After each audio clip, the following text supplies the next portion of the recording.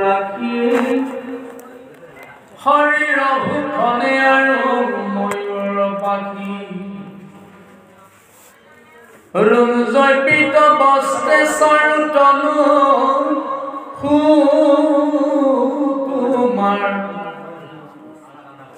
অজলে গলে পঙ্কজৰ মালাৱতী জাতি কৰ্ণটক নটকাঞ্চ অসিংহ কন্ধ অধৰৰ সুধাই পুৰি আৰ্ত বংশী ৰন্ধ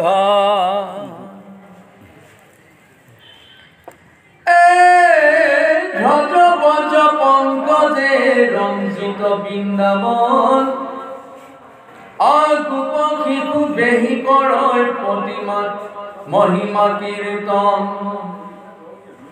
এহিমতে শুনি সেই কৃষ্ণৰ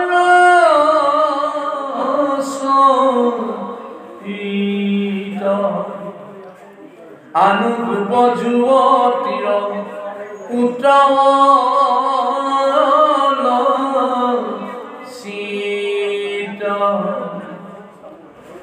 মনে মাধৱ দয়ালে গিয়াখনে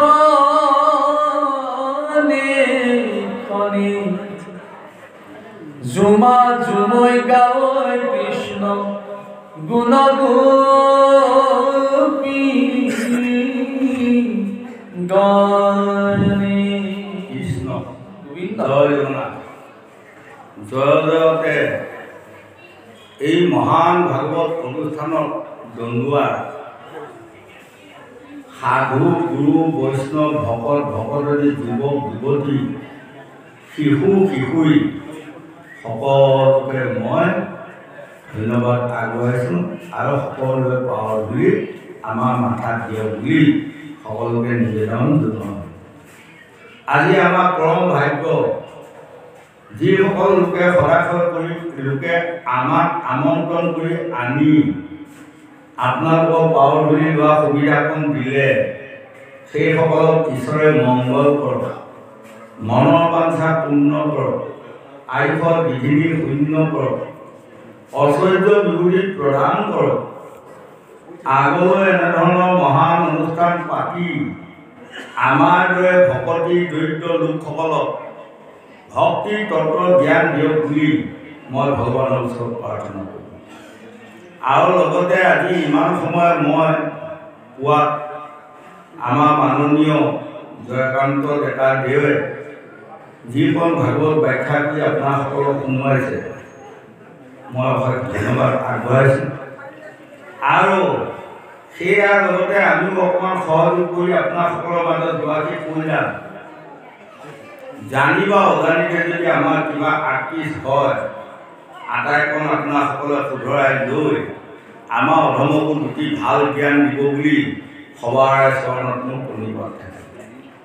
আজি মহান ভাগৱতৰ দশম স্কন্ধত ৰাম কৃষ্ণৰ সন্মুখত গোপীসকলৰ গীত। তাৰমানে আমি ভগৱানক কি ধৰণে এই পৃথিৱীখনত মনুষ্যৰ জন্ম লৈ আৰাধনা কৰিলে আমি শান্তি পাওঁ, কি ধৰণে ভগৱানক তুতি প্ৰাৰ্থনা কৰিলে আমি সুখ পাওঁ, পৃথিৱীখনত আপায় মংগল অশান্তি দূৰ হয়, এই কথাখিনিকে আজি ভাগৱতে আমাক বুজাব। আৰু ২ নম্বৰ এইকণ কথাই আমাক বুজাই যাব, ভাগৱতৰ ৪ প্ৰকাৰে আমাক বুজাই যাব। প্ৰথম প্ৰকাৰটোত আজি গংগাৰ পাৰত পৰীক্ষিত ৰজাক সুখদেৱে মহাভাগৱত শুনাইছে। কি কাৰণত শুনাবলগীয়া হ'ল?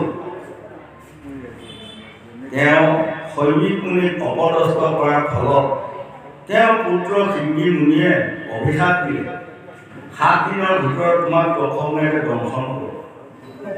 নিৰুপায় হৈ পৰীক্ষিত ৰজাই ৰাগ দৰবাৰ কান্দি আছে। সেই সময়ত 60,000 ঋষিমুনি তাত চাপিলে আৰু তেতিয়া পৰীক্ষিত ৰজাই 60,000 মুনিসকলক সুধিছিলে যে গুৰুসকল, এই অভিশাপত মই মৃত্যু হ'লে বা মোৰ কেনে গতি হ'ব, আপোনাৰসকলে অকণমান পাৰিলে মোক বুজাই দিব। তেতিয়া 60,000 মুনিয়ে ৰজা পৰীক্ষিতক বুজালে, এই অভিশাপত তুমি যদি মৃত্যু হোৱা 100 কোটি জন্ম তুমি কুকুৰ, চিগাৰ, গাহৰি গৰ্ভত জন্ম লৈ 20টা বৰগছো খাই থাকিব লাগিব। অমুনি অমুখত দেৱে ই কথা শুনিলা, ভূমিত পৰিয়া ৰজা কান্দিবে লাগিলা। অত্যন্ত দুখৰ বিষয়। মই 5 নম্বৰ নাতি, যিটো বংশই প্ৰভু কৃষ্ণৰ লগত সখী পাতি স্বৰ্গবৈত পাতালত ভ্ৰমণ কৰিলে, তেওঁৰ মই নাতি হৈ আৰু মই যদি নৰকত গৈ কুকুৰ, চিকাৰ, গাহৰি গৰ্ভত জন্ম ল'বলগীয়া হয়, তাতকৈ দুখৰ কথা আৰু পৃথিৱীত একো নাই।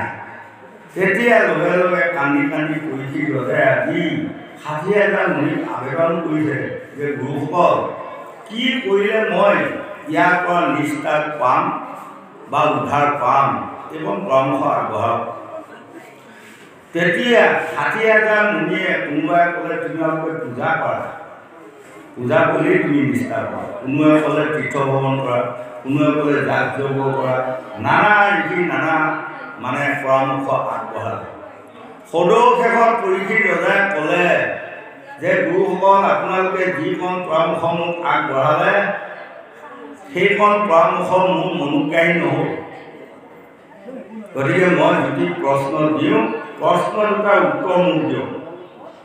কোৱাচোন কি প্ৰশ্ন? প্ৰথম প্ৰশ্নটো হ'ল, মোক সাপে খাওক, তাত মোৰ আপত্তি নাই, কাৰণ মই অকৰ্ম কৰিলোঁ, মই মৃত পাৰিব কালে, সেইকাৰণে মৰণ মোৰ বিৰূপ কালে, মোক সাপে খাওক কিবা খাওক প্ৰশ্ন নাই। মই যেতিয়া নৰাধম কৰ্ম কৰি পেলালোঁ তাৰ প্ৰতিফলটো পোৱা বৰ ভাল, কিন্তু সাপে খালেও কেনেকৈ মই সাপডাল নেদেখিম তাৰ উত্তৰটো দিয়ক। 2 নম্বৰত, মই মৃত্যু হ'ম, তাত মোৰ আপত্তি নাই। মোৰ নিচিনা এজন অপদাৰ্থ লোক এই পৃথিৱীত জীয়াই থাকিব নাপায়। মই ইমান বেয়া কাম কৰাৰ ফলত যদি মই পৃথিৱীত জীয়াই থকা হয়, তেনেহ'লে এই পৃথিৱীখন জ্ঞানী আহিব। তাৰমানে তলৰ চামটোৱে কি ক'ব, ইমান বেয়া কাম কৰিও যেতিয়া পৃথিৱীত পৰীক্ষিত ৰজাই জীয়াই থাকিলে, তেনেহ'লে এইবোৰ বেয়া কাম কৰিলেও একো নহয়। গতিকে মই অতি সোনকালে মৰাটো ভাল। কিন্তু মৃত্যু হ'লেও মই মৃতকৰ যাতনা কেনেকৈ নাপাম, এই উত্তৰটো লাগে। গতিকে এই দুটা প্ৰশ্ন আপোনাৰ সকলোৰ মাজত মই বুজাই দিয়া হ'ল। এই দুটা প্ৰশ্নৰ উত্তৰ মোক দিয়ক।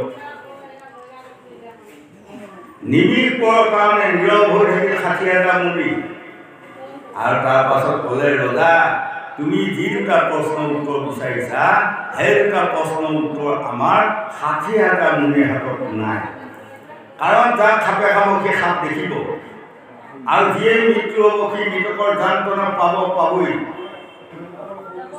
মুনিৰ মুখত দেৱে এই কথা শুনিলা, বুকে মুষ্টি হানি ৰজা কান্দি পেলাই দিলা, বুকুত দুবুকুমান মাৰি ভূমিত পৰি আজি পৰীক্ষিত ৰজা কান্দি আছে। সেই সময়ত ব্যাস মুনিয়ে আহি ক'লে, হেৰা ৰজা ধৈৰ্য ধৰা, বিপদত ধৈৰ্যৰ ঔষধ, তুমি বহা। এই 60,000 মুনিয়ে যি দুটা প্ৰশ্ন উত্তৰ দিব নোৱাৰিলে সেই দুটা প্ৰশ্ন উত্তৰ মই দিম। ব্যাসে বোলে, শুনা ৰজা আমাৰ বচন, গংগা তীৰে ভাগৱত কৰিও শ্ৰৱণ। তুমি যদি 7 দিন গংগা পাৰ ভাগৱত শুনি থকা, তেনেহ'লে তোমাক সাপে খাব, সাপ নেদেখিব, আৰু তুমি মৃত্যু হ'বা, মৃতকৰ যান্ত্ৰণা নাপাবা।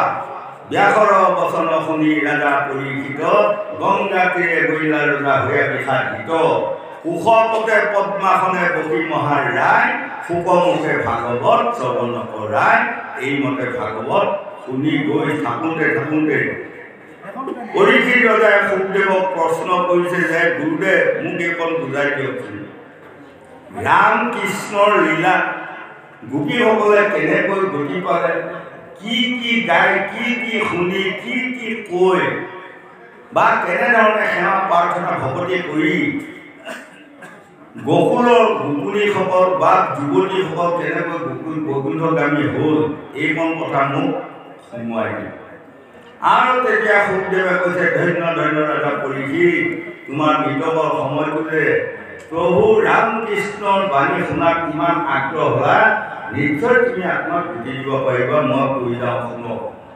হয়নে এতিয়া এই মহাভাগৱতৰ মতে পৰম প্ৰভু ভগ অন্তয় হ'ল অনন্ত কোটি ব্ৰহ্মাণ্ডৰ এজন অধিকাৰী স্বামী আৰু আমি পুৰুষে হওক মহিলাই হওক বা পুৰুষে হওক নাৰীয়ে হওক আমি সকলোৱে জানি লোৱা উচিত আমিও একোগৰাকী গোপী আৰু যদি আমি একোগৰাকী গোপী হৈ ভগৱন্তৰ গুণ গৰিমা গীত গাই শুনি কৈ শান্তি পাওঁ তেনেহ'লে জানিব আমাৰ আত্মায়ো চিৰ শান্তি পাব আমাৰ এতিয়া মনুষ্যৰ কৰ্তব্য কি এটাই কৰ্তব্য ধন ধান পুত্ৰ ভাৰ্যা মায়াৰ সংসাৰ এই মায়াৰ সংসাৰত আপুনি একো আনা নাই জন্ম লওঁতে একো লগত আনা নাই আৰু যোৱা দিনত একো নিব নোৱাৰে শূন্য এটা লৈ আহিছে আৰু শূন্য এটাই লৈ যাবই হয় গতিকে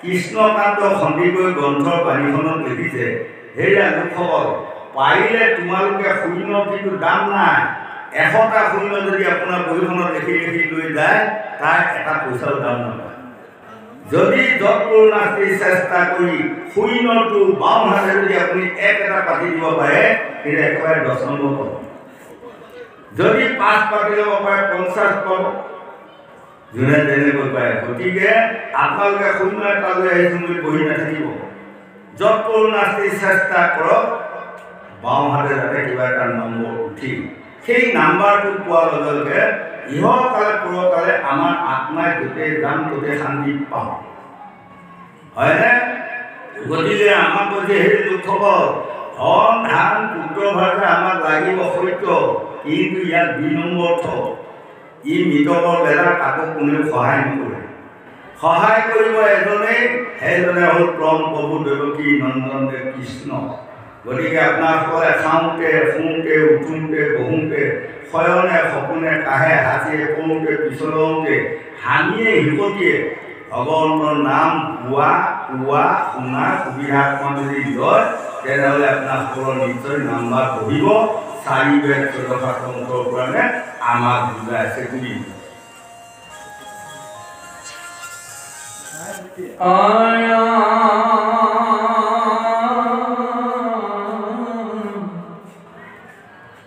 কত গোপী বুলয় সখী হব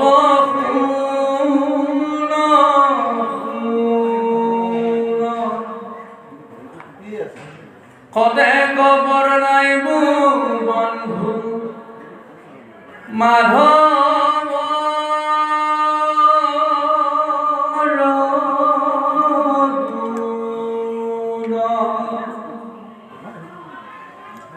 গোপগণে সঙ্গে ৰংগে চৰা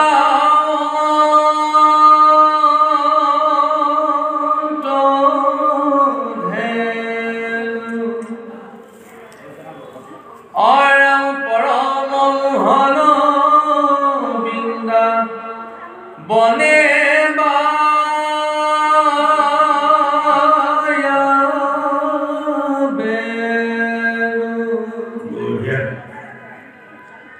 I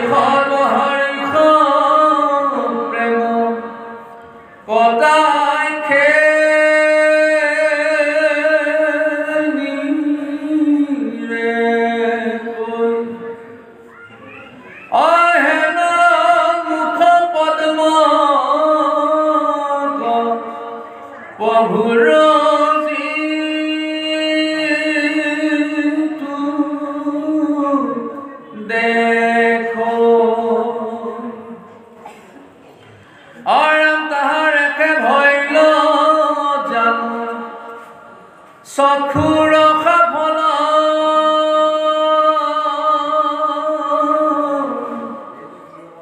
নেত্ৰ ভিংগে পিয়ে যেন বদল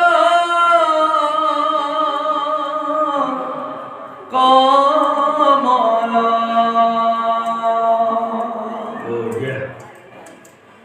অকট গোপী খবৰলৈ মোৰ কথা শুন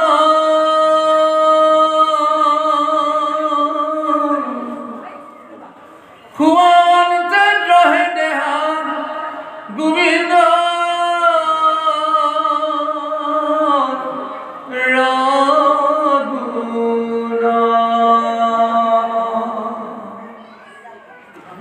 কিশলয় ময়া পাখি পংকজ উৎপলে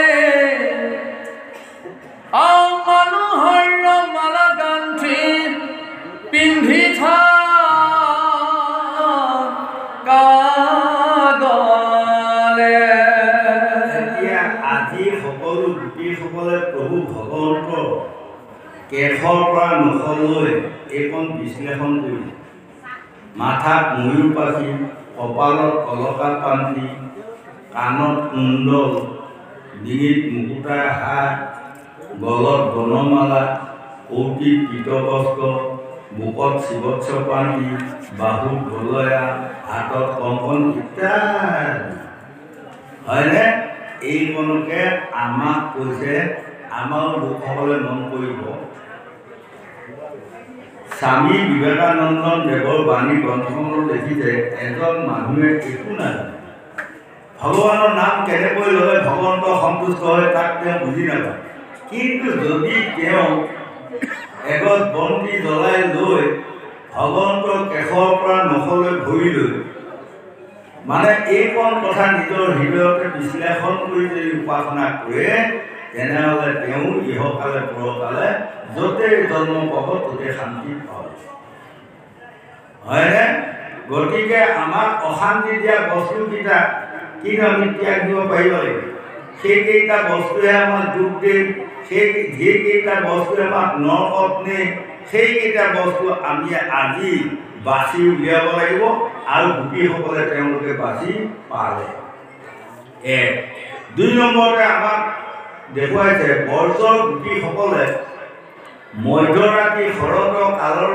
নিশি বাংতি ডাক দিলা বৰ্জেৰ যুৱতীগণৰ মনকমো হিলা পতি পুত্ৰ সভা কৈয়ে দিলা বৃন্দাবনে কৃষ্ণ সংগে ৰাসলীলা কৰিলা হয়নে আৰু তেওঁলোকে যেতিয়া মন কৰিছে প্ৰথম ৰাসলীলা কৰাৰ পাছত যত গোপী তত কৃষ্ণ হৈ ক্ৰম প্ৰভু ভগৱন্তে তেওঁলোকক আন্তৰিক ভাল পায় সকলোকে শান্তি দিয়াৰ যত্ন কৰে তেতিয়া কিন্তু গোপীসকলৰ এনেধৰণৰ ভাৱ আহিল এগৰাকী গোপীয়ে নিজকে চিন্তা কৰিলে যে কাৰো লগত নাই মোৰ লগতে আছে তাৰমানে মই বৰ দেখনীয়া মই বৰ মানে ৰূপৱতী আকৌ সিগৰাকী নাৰীয়ে ভাবে এনেকৈ যাওঁতে যাওঁতে প্ৰভু ভগৱন্তে যে মায়াৰ বলেৰে যত গোপী তত কৃষ্ণ হৈ আছে এই গোপীসকলে বেছিভাগে আঁতৰি নেপালে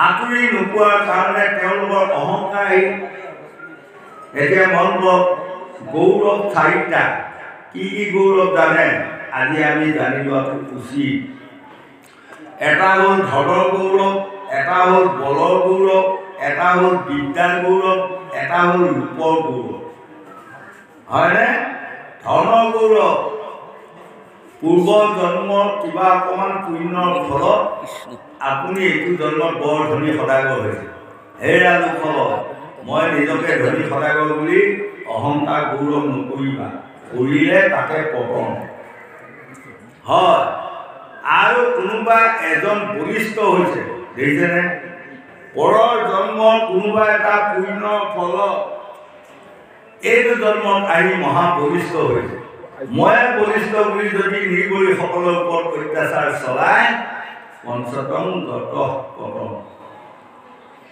আৰু কোনোবা এজন বিদ্যাত পাৰ্গত হৈছে পূৰ্ব জন্মৰ অকণমান পুণ্যৰ ফলত এইটো জন্মত সকলো বিধাতে তেওঁ পাৰ্গত যদি তেওঁ ভেম আহে মই সকলোবিলাকে পাৰ্গত মোক সকলোৱে খাতি কৰি আছে দেখিছা হেন তেন তেনেহ'লে জানিব তেওঁ সেইখিনিতে প্ৰথম আৰু পূৰ্ব জন্ম পুণ্যৰ ফলত এইটো জন্মত কোনোবাই ৰূপৱান কোনোবাই ৰূপৱতী হৈছে হয়নে এতিয়া মোৰ এইটো ভাৱ এতিয়া নাহে যেনিবা কিন্তু ডেকা কালৰ ল'ৰালীয়া কালত মোৰো অকণমান আহিছিল এইটো ভাৱ কি জানে আইনাখন চাই চোৱাৰ লগে লগে মোৰ মানে এনেকুৱা কথা আৰু অকণমান দেখাই শুনাই যদি ভাল কৰি দিয়ে হয় বেয়া নহয়নে ক'ৰবাত ভাল ছোৱালীয়ে পচন্দই নকৰিব এতিয়া মোক এনেকুৱা এটা ভাৱ আহি যায় কিন্তু ৰূপৱান ৰূপৱতীসকলে যদি কেনেবাকৈ মই ৰূপৱান মই ৰূপৱতী বুলি যদি নিজকে অহংকাৰ বা গৌৰৱ আহেই তেনেহ'লে তেওঁ সেইখিনিতে প্ৰথম তেওঁ কেতিয়াও কোনোদিনে ভগৱন্তক লাভ কৰিব নোৱাৰে গতিকে আমাক ক'লে সেই লোকসকল এই আমাৰ পঞ্চভূতি দেহাটো কি আছে লগত জানে শীত অপ তেজ মৰুত গম পাঁচটা ভূতৰে আমি তৈয়াৰ এই পাঁচটা ভূত কাৰ লগত আছে কুকুৰ চিগাৰ গাহৰিৰ লগতো এই পাঁচটা ভূত আছে আমি সকলো পঞ্চভূতিৰে দেহা কিন্তু আমাৰ মনুষ্যসকলৰ আৰু চাৰিটা সম্পত্তি আমাক বেছিকৈ দিলে নহয় কি দিলে জানে জ্ঞান বিবেক বুদ্ধি লাভ কুকুৰ চিগাৰ গাহৰি কিন্তু এই চাৰিটা গুণ নাই গতিকে আমি এই চাৰিটা সম্পত্তি আমাক ভগৱানে দিলে যদি এই চাৰিটা সম্পত্তি আমি হৃদয়ত যদি আমি ব্যৱহাৰ কৰিব নিশিকোঁ তাক যদি উপলব্ধি কৰিব আমি যত্ন নকৰোঁ তেনেহ'লে মোক বা আপোনাক তেওঁ বা তেখেতকো লৈ গৈ কুকুৰ চিগাৰ গাহৰিৰ লগতে আমাক তুলনা কৰিব সাৱধান গতিকে আজি গংগা পাৰতে দেখিছে আইধা মূৰে মূৰে সুখদেৱে পৰীক্ষিত কৰি গৈ আছে সাৱধান শুনা ৰজা সাৱধান শুনা ৰজা পৰীক্ষিত আজি আছে জানো নাই আমাক কৈ আছে আমি যদি দেহ মাৰ্গত চাওঁ আমি আজি সকলোৱে একোটি একোটি ৰাজা পুৰুষী যদি আপোনাসকলে এই পঞ্চভূতি দেহাটোৰ আৰু 24টা তত্ত্ব হয়নে নোম চাল মাংস তেজ সমুদ্ৰত কোনে কৰি আছে মেলা 24 তত্ত্বলৈ পঞ্চভূতি সময়ত কোনে খেলি আছে খেলা এই আপুনি বুজি লওক 1 নম্বৰ পঞ্চতি বিংশতি তত্ত্ব কোনজন নাজানো আমি সীমা নৱদাৰে ঘূৰি জীৱ আছে তুই বুজিবা তাৰ মহিমা এইখন আপুনি আপোনাসকলে লওক আমাক প্ৰত্যেকৰে নিজা নিজা এই গৃহ এই গৃহটোত কেইখন দৰজা আছে জানে 9খন দৰজা 2খন দৰজা যদি যিসকলকে সাৱধান কৰিব নোৱাৰে সেইসকলে যদি 30ডাল মালা লৈ 30টা ফুট লৈ ঘূৰি ফুৰে কামত নাই হয় এই 2খন দৰজা 7খন দৰজা এটা কৰ্ম কৰে আৰু 2খন দৰজা দুটা কৰ্ম কৰে দুটা কৰ্ম কৰা দৰজা 2খন আপোনালোকে সাধুগুৰু বৈষ্ণৱ সংঘলৈ চিনি লৈ যেতিয়া সেই 2খন দৰজা আপোনাসকলে সাৱধান কৰিব পাৰিব তেতিয়া আপোনাৰ গৃহত কোনোদিনে চুৰ সোমাব নোৱাৰে হয় 2টা কৰ্ম কৰা দৰজা প্ৰথম মুখখন এটা কোৱা এটা শোৱা মই ক'ব পাৰিছোঁ বুলি যদি যথামতে বাক্য বচনবোৰ ব্যৱহাৰ কৰি ফুৰা হয় মোৰ অধোগতিৰ বাহিৰে গতি নাহে আৰু মই খাব পাৰিছোঁ বুলি যদি যথামতে বস্তু কিছুমান খাই ফুৰা হয় তেতিয়াহ'লে মোৰ অকালতে পেটটো নষ্ট কৰি লোৱা হ'ব হয়নে সেইকাৰণে শাস্ত্ৰই কৈছে মায়াৰ কথাত আপোনাসকলে বহুত কথা নক'ব ভকতিৰ কথাত আপোনাসকলে বহুত কথা কওক বহুত কথা শুনক তাত পুণ্য হ'ব ধন ধান পুত্ৰ বাৰ্তাৰ কথা যদি এজনে বহি যদি বহু কথা কৈ থাকে সেই মুখখন নষ্ট হ'ল সেইখন মুখত আৰু ভকতি নাই সেইকাৰণে শাস্ত্ৰই কৈছে বহু বেছি কথাত মুখ নষ্ট বেছি আহাৰত পেট নষ্ট বেছি লোভত দেহ নষ্ট বেছি সন্মান বিচাৰি ফুৰা লোকসকলৰ সন্মান নষ্ট হয়নে আৰু বেছি আদৰত সন্তান নষ্ট আপোনালোকৰ ল'ৰা ছোৱালী কেইটামান মন কৰিছোঁ আমাৰ বোৱাৰীসকলে যেতিয়া ভাত খুৱায় নিজৰ পুত্ৰ পুত্ৰীসকলক কি বুলি খুৱাই থাকে বাচা এই মুঠিও খোৱা দেহা এই মুঠিও খোৱা শুন এই মুঠিও খোৱা হয়নে কৈ থাকে আকৌ যদি ঠিক বোৱাৰীজনী আকৌ কিতাপ পঢ়াৰ সময়তো যদি আকৌ ল'ৰা ছোৱালীকেইটাক তেনেকৈ কয় ধন পঢ়া বাচ্চা পঢ়া শুন পঢ়া তেনেহ'লে সেইকেইটা ল'ৰা ছোৱালী নষ্ট হ'ল হয়নে? গতিকে আমি বোৱাৰীসকলক পৰামৰ্শ দিছোঁ আপোনালোকে সুৰটো সলাই কিবা শিকিব। এই আহাৰ খুৱাওঁতে যে বাচ্চা শুন দেহা কৰি খুৱাই থাক লগতে কিতাপ লোৱাৰ সময়ত আপোনালোকে সুৰটো বদলাই খুৱাই কিতাপ লোৱা যাতে আপোনাৰ মাকৰ মাত আখৰ আপোনাৰ ল'ৰা ছোৱালীকেইটাৰ বুকুখন টুপি যায় তেতিয়া জানিব আপোনাৰ ল'ৰা ছোৱালী বুঢ়া হয়নে? আকৌ শাস্ত্ৰ হৈছে বেছি নিমখত তৰকাৰী নষ্ট দিব লাগে। যদি 50 গ্ৰাম নিমখ যদি আমাৰ গোসাঁনীহঁতে কোনোবাই 200 গ্ৰাম পেলাই দিলে শেষত তৰকাৰী হৈ থাকিবনে? 12 মছলা 13 মছলা 14 মছলা ধুনীয়া পাত দিয়ে বনাওঁ কাম শেষ হয়নে? গতিকে আমাক কৈছে চাই বুলিবা বা দেহৰ ভিতৰত আছে খালে বামে পিছলি কৰিবা কা সাধুৰ সংগলৈ আমি কেইটা বস্তু ত্যাগ দিব লাগিব?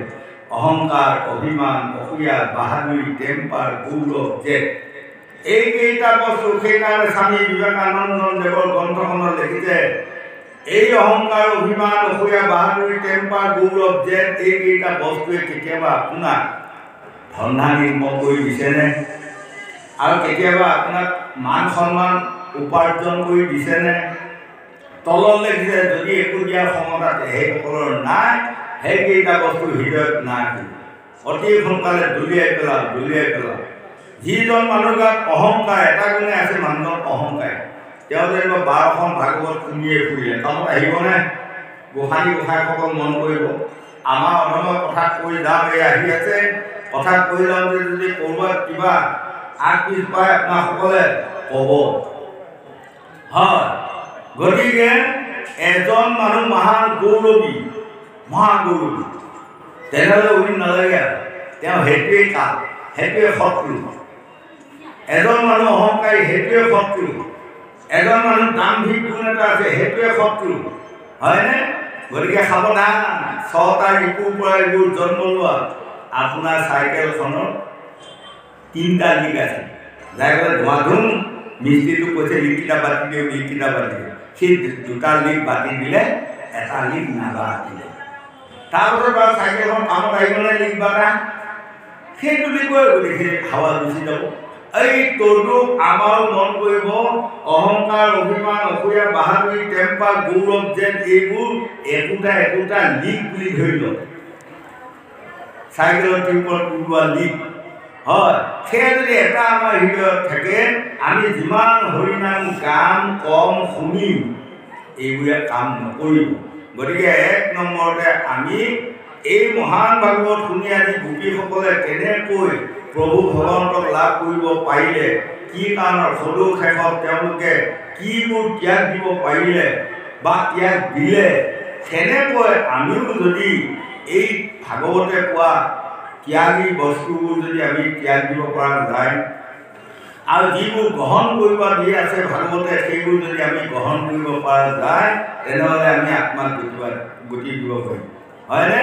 বংগদেশৰ চৈতন্যদেৱে লিখিছে ভাবিও চিন্তিও কৰিও কাজ কৰিও ভাবিও না। সেই লোকসকল আপোনালোকে যি কৰ্ম কৰিব ওলায় তাৰ আগতে আপোনাসকলে ভাবি চিন্তি কৰিব এইটো কৰ্ম ভাল হ'ব নে বেয়া হ'ব। হয়, বেয়া হোৱা গম পালে সেই কৰ্মটো নকৰিব, ভাল হোৱা গম পালে সেই কৰ্মটো কৰি যাওক।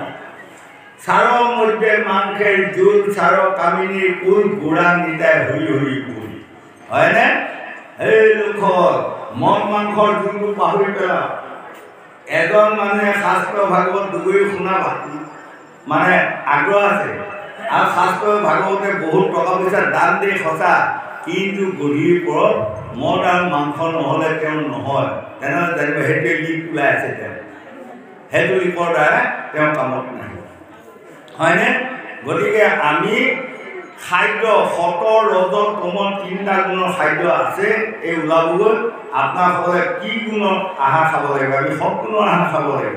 যদি তম গুণৰ আহাৰ খোৱা হয় কোনোদিনে আত্মাক গতি দিব নোৱাৰে বুলি ভাগৱতে আমাক সিদ্ধান্ত দি আছে বুলি। অয়ম পিত বস্ত্ৰে বিৰচিত নত বৰ বেশ কদাচিত দুপৰম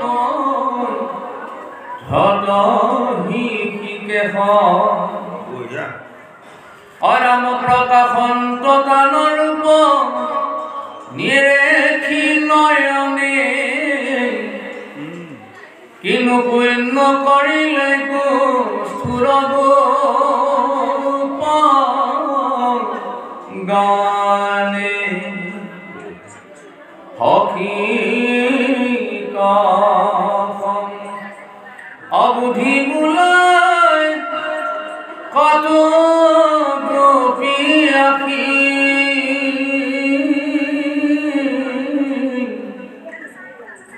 কিনো পুণ্য কৰিলে কৃষ্ণৰই তো বাণী কৃষ্ণ অধৰ সুধায় মাকে যুগ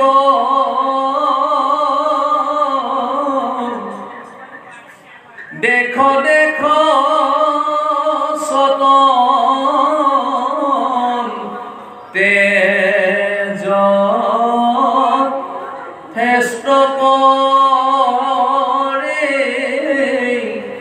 ভোগ অৰা প্ৰশংসয় বংশী সাধু সাধু খেজিয়ে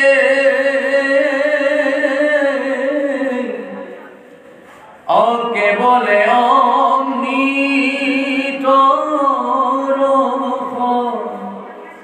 ইখে মাত্ৰ প্ৰিয় অৰাম যাৰ জল পানে বংশী ভৈল পুষ্ট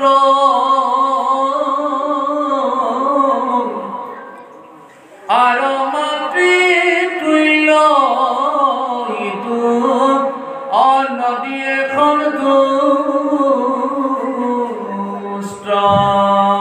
আজি ভাগৱতে একোটি উদাহৰণ দি আছে এই নদীখনে বাৰু কি কাম কৰিছিলে ইমান কৰ্মফলতে কিমান পুণ্য উপাৰ্জন কৰিলে আজি কৃষ্ণই যায় তাত এখন ভৰিও ডুবিয়াই দিছে সেইখন ভৰিও ডুবিয়াই দিছে তেনেহ'লে পূৰ্বজন্মৰ পুণ্য ফল আছিল গতিকে আজি প্ৰভু ভগৱন্তৰ পাওঁ বুলি পালে আকৌ ইপিনে আমাক কয় যে গোপীসকলে কি পুণ্য কৰিছিলে সেইখন পুণ্যৰ ফলত এইটো জন্ম তেওঁ ভগৱান কৃষ্ণৰ লগত তেওঁলোকে লীলা কৰা ক্ষমতা এটা পালে বা সুবিধা এটা পালে আকৌ কিছুমান ক্ষেত্ৰত বৰ্জৰ পশু পক্ষী মৃগসকলক কয় যে এইসকলে পূৰ্বজন্মৰ পৰা কি পুণ্য কৰিছিলে তাৰ ফলত আজি তেওঁলোকে প্ৰভু মানে স্পৰ্শ পালে হয়নে এতিয়া আমাক দেখুৱাইছে ব্ৰহ্মাই প্ৰভু ভগৱন্তৰ মহিমাটো বুজিবৰ কাৰণে সকলো ভোক গৰখীয়া আৰু পোৱালীসকলক লৈ গৈ পৰ্বতৰ গহ্বৰত সোমাই ৰাখিলে যমুনাৰ বালি পয়া বনমালী অনভুন্দি বাকল লৈলা সেই সময়ত গুৰক্ষ ডামৰি ব্ৰহ্মাই চুৰি কৰি নিলা লৈ গৈ পৰ্বতৰ গুহাত ৰাখিলে আৰু বহুত দিনৰ পাছত আহি যেতিয়া বৃন্দাবনত ব্ৰহ্মাই দেখিলে প্ৰভু ভগৱন্তে মানে গুৰু পোৱালী বা গৰখীয়া সকলো পূৰ্ণাংগ হৈ আছে কাৰণটো কি হ'ল মই তোৱা জেগাৰ পৰা লৈ আহিম বুলি আকৌ যেতিয়া গৈ পৰ্বতৰ গুহাত চালে তেওঁ লৈ যায় থোৱা আছিল তেতিয়া তেওঁ মানে ব্যাকুল অৰ্থাৎ প্ৰভু ভগৱন্তৰ অংশৰে সৈতে এজাকো শিশু জন্ম দিয়া গৰু পোৱালি জন্ম দিয়াই তেওঁৰ মায়া হয়নে মায়াই সকলোকে যে আমাক মুহি আছে ব্ৰহ্মাই সদৌ শেষত বুজি পায় কৃষ্ণক মোহিবে আখিয়া ব্ৰহ্মাই আপুনি মোহিত ভৈলা কৃষ্ণৰ চৰণে প্ৰণাম কৰিয়া অনেক তুতি কৰিলা যাই প্ৰভু ভগৱন্তৰ মহিমাটো বুজি পায় গতিকে এইটো হ'ল বিষ্ণুৰ মায়া হয়।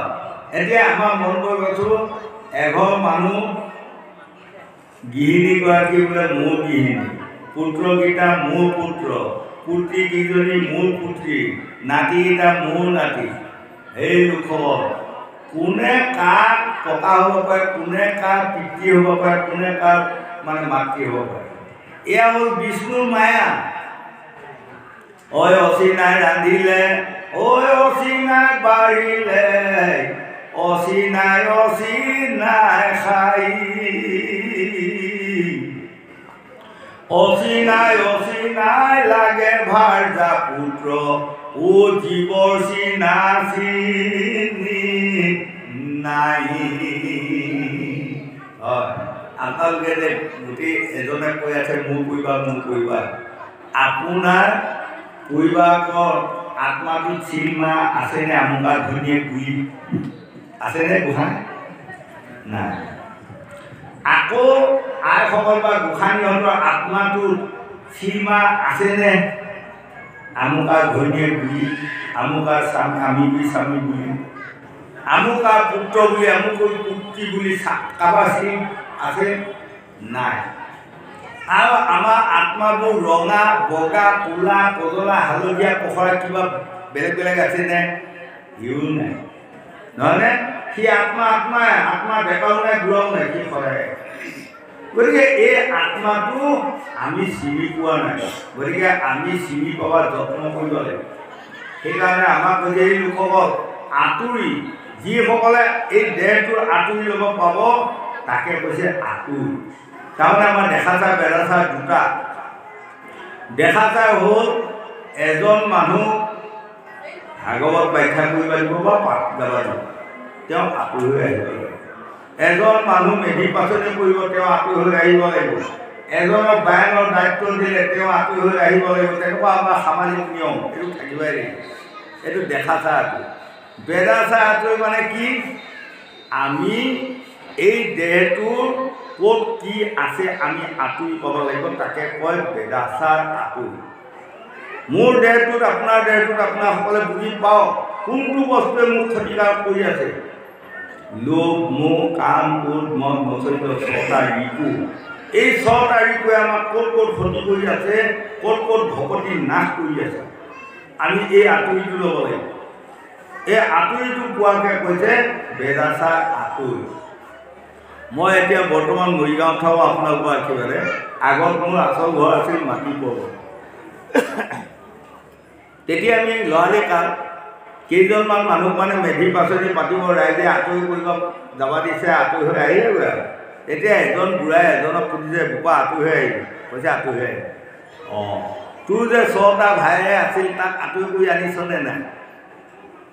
কৈছে মোৰ ভাই ককাই নাই নহয় দেউতাই, মই অকলীয়াহে। কৈছে তোৰ ছটা ভাইয়ে আছে, যদি সেই ছটাক আঁতৰি কৰি আনিব পৰা নাই, তই আঁতৰি হোৱাই নোহোৱাই সমান কাম নাহিল আৰু দেই, মই যাওঁগৈ বুলি গুচি গ'লো।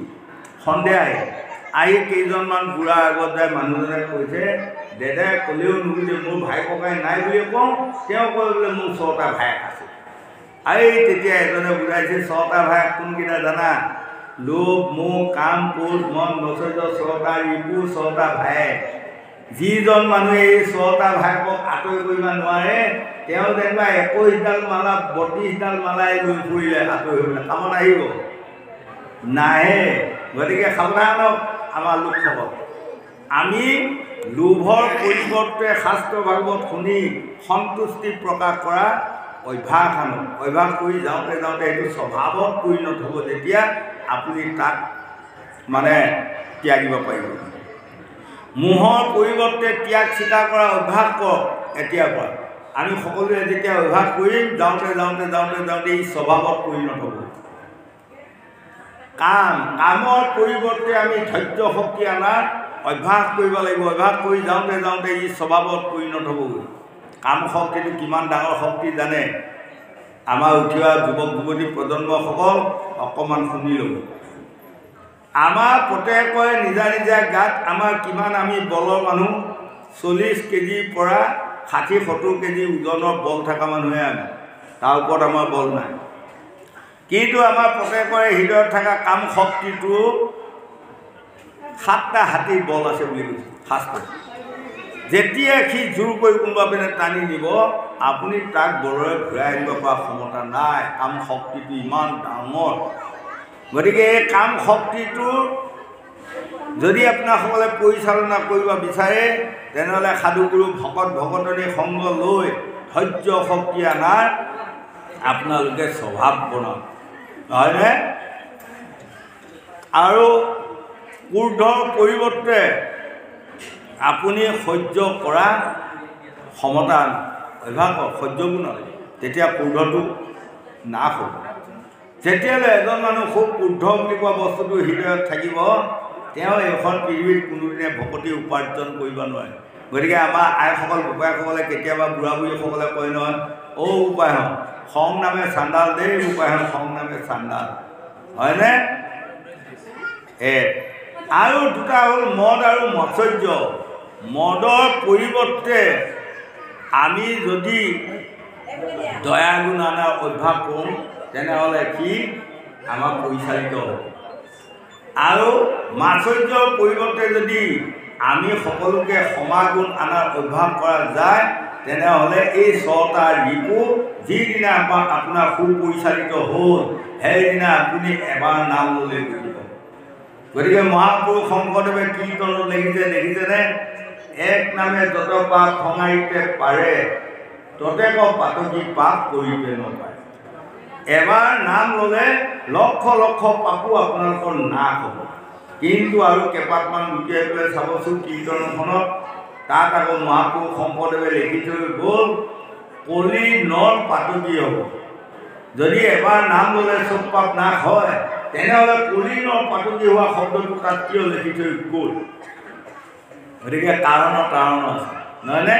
নাম লোৱাৰ নিচিনা আমি ল'ব লাগিব, ভকতি কৰাৰ নিচিনা আমি কৰিব লাগিব, সাধুগুৰু বৈষ্ণৱ ভকত ভকতনী ভকত সংগ লোৱাৰ নিচিনা আমি ল'ব লাগিব। এতিয়া আমাক কৈছে নহয় প্ৰেম, এইখিনিত আমাক দেখুৱালে প্ৰেম মানে কি প্ৰেম? ডাঙৰ প্ৰেমটোৰ নামে হ'ল ভকতিৰ প্ৰেম। আপোনালোকে ভকত ভকতনী প্ৰেমত পৰক, সেই প্ৰেমৰ দ্বাৰাই আত্মাক উঠিব, হয়নে? গতিকে আমাক কৈছে এই লোকসকল এই আমাৰ ৰিপুসমূহক যিদিনা আমি সুপৰিচালিত কৰিব পাৰিম, বৈষ্ণৱৰ সংগলৈ যেতিয়া সুপৰিচালিত কৰিব পাৰিম তেতিয়া আমাৰ কামত আহিব। সাধুৰ সংগ, ভোমোৰাৰ সংগত গৈ গোবৰুৱাই মধু কৰে পাণ, বিক্ৰমাদিত্যৰ ৰজাৰ মাথা পুতি গংগাত কৰিলে স্নান। এদিন এটা গোবৰুৱা এটা ভোমোৰাই তেওঁলোকে সখী পাতি গোবৰুৱাটোৱে ভোমোৰাটোক ক'লে, সখী অহা কালিলৈ মই আপোনাক আমন্ত্ৰণ কৰিলোঁ মোৰ গৃহলৈ যাব। পাছদিনাখন গোবৰুৱাটো ভোমোৰা গৃহলৈ গ'ল, আৰু ভোমোৰাটো গোবৰুৱা গৃহলৈ গ'ল। যোৱাৰ লগে লগে গোবৰুৱাই তেওঁ মানে খাদ্য সমস্যা আনি দি কৈছে সখী খাওক। গোবৰুৱাই অন্তত্য পাপ কৰাৰ ফলত গোবৰুৱাৰ জন্ম পাই গোবৰভাৱে খুচৰি খুচৰি আহাৰ খাই আছে। সেই আহাৰকে আনি আজি ভোমোৰাৰ আগত দিছে। ভোমোৰাই খাব নোৱাৰি ক'লে, সখী অহাকালিলৈ মই আপোনাক আমন্ত্ৰণ কৰিলোঁ মোৰ গৃহলৈ যাব। পাছদিনাখন ভোমোৰাৰ গৃহলৈ গোবৰুৱাটো গুচি গ'ল। যোৱাৰ লগে লগে ভোমোৰাই লগত লৈ গৈ এই বিক্ৰমাদিত্য ৰজাৰ ফুলৰ বাগানত সোমালে। মহাগুণী জ্ঞানী পণ্ডিত মহন্ত বিক্ৰমাদিত্য ৰজা গৈ যেতিয়া ইটো ফুলত সিটো ফুলত পৰি মানে ভোমোৰাটোৱে ফুলৰ ৰস খাই গৈ আছে। পাছে পাছে সখীয়ে গোবৰুৱাটো ঘূৰি আছে। সদৌ শেষত ভাবিলে সখীয়ে বাৰু ফুলবোৰত মুখ দি কি পায়, ময়ো এটা ফুলত মুখ দি চাওঁ। তেওঁ এটা সূৰ্যকান্তি ফুলত মুখ দিলে। মুখ দিয়াৰ লগে লগেতো জীৱনত তেওঁ ফুলৰ ৰস খাই পোৱা নাই। যেতিয়া ফুলৰ ৰস খাই বৰ মিঠা মজা পালে মুখখন দবাই দিয়াৰ লগে লগে বেলিও বহি ফুলটো জাপ গ'ল, বেচেৰা তাতে সোমাই ৰ'ল। ভোমোৰাই এৰি থৈ গুচি আহিল। পাছদিনা বিক্ৰমাদিত্য ৰজাৰ মালি আহি ফুল ছিঙি লৈ যাওঁতে সেই ফুলটোকো ছিঙি লৈ গৈ ৰজাক দিলে। আৰু ৰজাই ঈশ্বৰ সেৱা কৰি গুৰু মন্ত্ৰ জপ কৰি লাহেকৈ সেইটো ফুলকে মাথাত লৈ গৈ তেওঁ যেতিয়া গংগাত স্নান কৰাৰ লগে লগে এই গোবৰ লোৱাটো সকলো পাপ নাশ হৈ গ'ল আৰু আত্মাটো গৈ বৈকুণ্ঠত গমন কৰিলে। গতিকে সেই লোকসকল আমি ভোমোৰাৰ লগত সখী পাতিব শিকিব লাগিব বা পাৰিব লাগিব। যদি ভোমোৰাৰ লগত সখী পতা হয় আমাৰ 4টা কাম হ'ব। প্ৰথমতে আমি ফুলৰ ৰস খাব পাৰিম, 2 নম্বৰত বিক্ৰমাদিত্য ৰজাৰ মাথাত উঠিব পাৰিম, 3 নম্বৰত আমি গংগাত স্নান কৰিব পাৰিম আৰু 4 নম্বৰত আমি বৈকুণ্ঠত যাব পাৰিম। হয়, আৰু যেতিয়ালৈ আপোনালোকে ভোমোৰাৰ লগত সখী পাতিব নোৱাৰে, নাজানে, যত্নও নকৰে, তেনেহ'লে চিৰদিন গোবৰ অভ্যাস কৰি যাওঁতে আমাৰ জন্ম হয়। এতিয়া বিক্ৰমাদিত্য ৰজাৰ ফুলৰ বাগানখন কোনখন? আজি আপোনালোকে চাওক এইখন। আজি যে আপোনাসকলে একান্তচিত্তে মহাভাগৱত শুনি আছে, এয়া আমি সকলোৱে ফুলৰ ৰসকে খাই আছোঁ। ধুনীয়া, এই ফুলৰ ৰসে আমাৰ দেহটোৰ অপবিত্ৰ দেহটো আজি পবিত্ৰ কৰি জানি অজানিতে যদি অকণমান দুখ ভুল অপৰাধ পাপ কৰি আছিলোঁ তাকো আজি নাশ কৰিম। হয়, এইখনে হ'ল বিক্ৰমাদিত্য ৰজাৰ ফুলৰ বাগান। গতিকে আপোনাসকলে আমি য'তেই নাথাকোঁ শাস্ত্ৰ ভাগৱত শুনিলে দৌৰি যাব। 365 দিনত জানি অজানিতে আপোনাসকলে এটুকুৰা পাপ জমা হৈ আছে আৰু জানি অজানিতে আপোনালোকে এদিন ভাগৱত শুনিছে। এই 365 দিনত জমা হোৱা পাপকণ আজি ভাগৱত শুনাৰ লগে লগে কি নাশ হয় তাত আৰু শূন্য সঞ্চয় হয়। এয়া শাস্ত্ৰবাণী হয়নে? এতিয়া গোবৰ অভ্যাস কোনটো তাকো আপোনাসকলে বুজি লওক। এতিয়া এয়া ভাগৱত এটামান বজাত গ'লে ভাগৱত সামৰিব, সামৰি পেলাই আপোনালোকে ঘৰা ঘূৰিয়ে গুচি যাব বা আমিও যাম। সেইডালে আমাৰ গোবৰ অভ্যাস, এডাল গোবৰ অভ্যাস মায়া। হয়, 7 দিন 7 ৰাতি ভাগৱত গাই গাই গাই গাই গৈ যায়। যেতিয়া ঘৰটো সোমোৱাৰ লগে লগে মানুহগৰাকীয়ে মাতিব, আহিলে বুলি ক'ব, আহিলোঁ, কামে শেষ, কামে শেষ। সেইডাল মায়া হয়নে? আৰু এটা বেছি ডাঙৰ মায়া আছে, কি জানে? আপোনালোকৰ বৃদ্ধসকলে জানিব।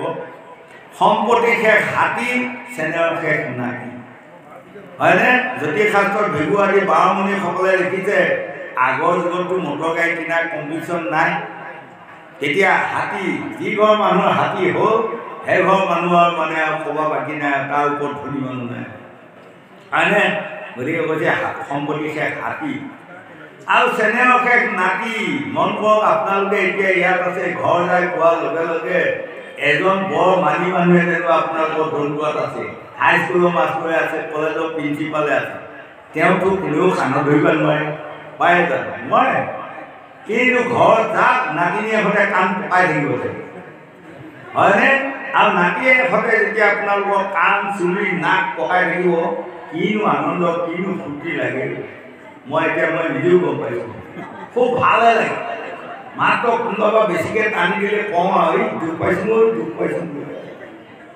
কিমান শান্তি দেখিছে। গতিকে আমাৰ নাতি নিৰ্বাহ এয়া হ'ল মায়া। এইবোৰ মায়াই লগ লাগি মানে আমাক মানে এই নৰকৰ বাটটো মানে নিবা সদায় যত্ন কৰে। সেইটো মায়ে আকৌ কোনে দিলে জানে? আমি গৰ্ভৰ পৰা যিদিনা আহিব ওলাওঁ মাতৃ গৰ্ভৰ পৰা, সেইদিনাই ভগৱানে সেই মায়াটো দি পঠিয়াইছে। এইটো বোলে মায়া বৰ ভাল বস্তু। মই সুধিছোঁ কেনেকুৱা বস্তুটো? কৈছে বঢ়িয়া পাবা, বঢ়িয়া পাবা, বঢ়িয়া পাবা। এতিয়া সেইটোৱে মায়া, হয়নে? ভূষাণ মাধৱদেৱে লেখা নাই, তোমাৰ মায়ায়ে মন মোহি আছে হৰিৰে, অজ্ঞান আন্ধাৰে পৰিয়া পাৰ নপাৰা মৰা। এই মায়াটোত পৰি আমি কিছুমান অজ্ঞানী হৈছোঁ আৰু অজ্ঞানী হোৱাৰ লগে লগে আমাৰ এন্ধাৰ কৃষ্ণ পক্ষত পৰি গ'ল, হয়নে? আৰু পোহৰটো কোনপিনে আহে তাক আমি আঁতৰিটো হেৰাই পেলালোঁ। গতিকে সেই লোকসকল আমি সাৱধান হৈ ভাগৱত শুনক আৰু এই মায়াৰ আঁতৰিটো আমি যিদিনা ল'ম সেইদিনা আমি প্ৰত্যেকে একোজন আঁতৰি হ'ম, দেহটো আঁতৰি পাম বুলি ভাগৱতে আমাক সিদ্ধান্ত দিলে।